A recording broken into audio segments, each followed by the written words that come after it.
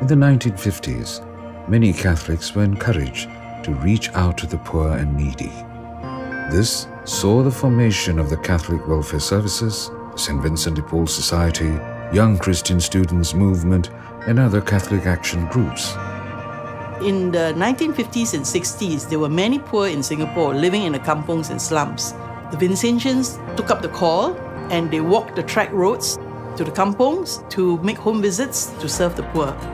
In order to address the charity needs of our people, Catholic Welfare Services was set up.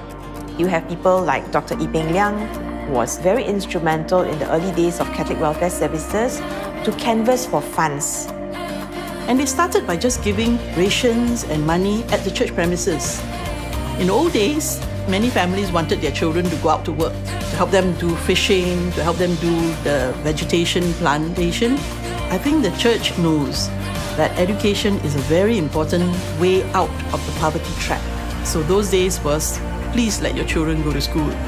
But the definition of poor in Singapore is evolving. There are many people who have got relative poverty. They have the basic necessities, but they lack that social resources that will help them upgrade.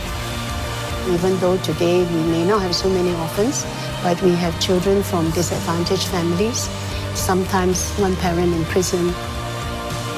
现在 YCW 出来了，该当阻止由他们自己来看他们的问题，而怎么样能够训练他们能够克服这个困难。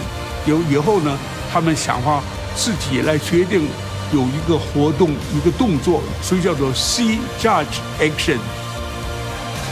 The need to bring social services to the people led to homes like St. Vincent's Home, St. Teresa's Home, as well as Catholic welfare and social service centers to be the new lights of society that reached out to all. The church is here to serve everyone, not only the Catholics. We want to make Singapore a better place. We want individuals to be cared for, to be respected. Every Christian is called to practice charity. In fact, Pope Benedict says that charity is the heart of the church. Sister Elizabeth and Sister Magdalena, they used to tell us, when you go to visit the poor, you are bringing Jesus to them. And you also find Jesus in them. The Catholic Church was also quick to respond when disasters hit Singapore, like the Bukit Ho Swee fire in 1961. The Franciscan Mission of Mary Nuns found that there was a need to provide some space for the children and the youths who are living in one-room flats. If there's no space at home, where do? They go to the streets.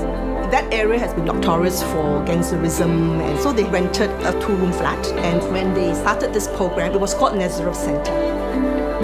It is in the darkest places in Singapore that the missionaries would bring the light. I've been in the prison ministry for 35 years.